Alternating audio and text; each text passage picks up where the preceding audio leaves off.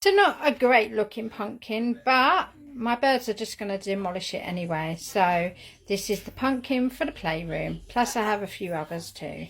But yeah, I've left all the gooey bits inside because they like all that sort of stuff. It's all pumpkin.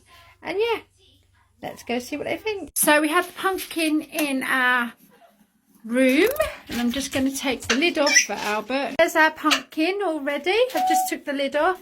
As you can see, Albert's digging right in. Then we have our big skeleton, and then we have our straw pumpkin, which I'm just about.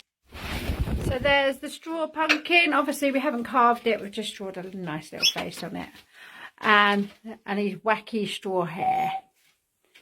Barney's not too sure. Rio wants a straw, I think. And there's a pumpkin.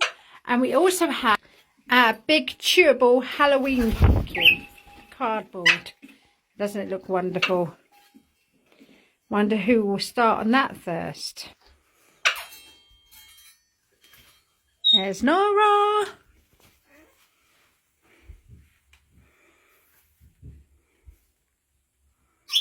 Yeah, I wonder what's going to happen with the pumpkins.